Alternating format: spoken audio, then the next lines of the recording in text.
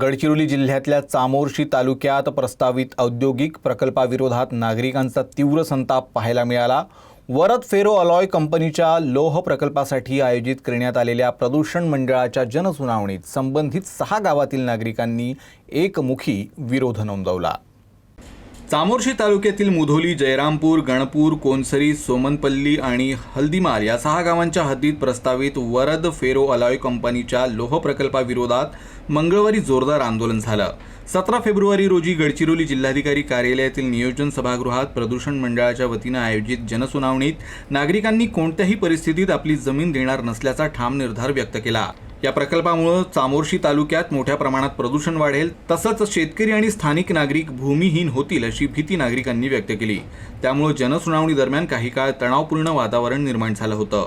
दरम्यान प्रशासन दबाव टाकून जबरदस्तीने जमीन खरेदी करत असल्याचंही नागरिकांनी यावेळी सांगितलं। ज्या ठिकाणी प्रकल्प उभारला जाणार आहे त्याच परिसरात जनसुनावणी घेणं आवश्यक होतं, मात्र प्रशासकीय दबावाखाली ही जनसुनावणी गडचिरोलीत घेण्यात आली। तर नागरिकांना मोकळेपणानं आपलं म्हणणं मांडण्याची संधी देखील देण्यात आली नसल्याचा आरोप गावकऱ्यांनी केला। त्यांना जे काही त्यांचं आहे अडचणी आहे किंवा त्यांना काही रिहॅब करायचं आहे का, त्यांना काही दुसरी लँडची व्यवस्था करून द्यायची का, असे सर्व प्रयत्न करू। आता ही सुरुवात झालेली आहे।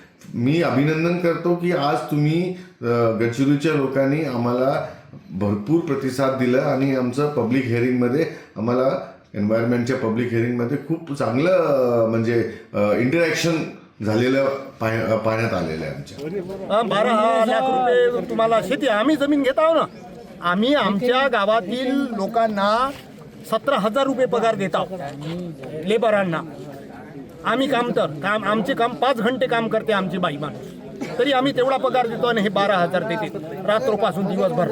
आम्ही का करावा? आणि आमची जमीन गेल्यानंतर आमचं कुटुंब, आमचे नंतरची जी पिढी आहे का करत?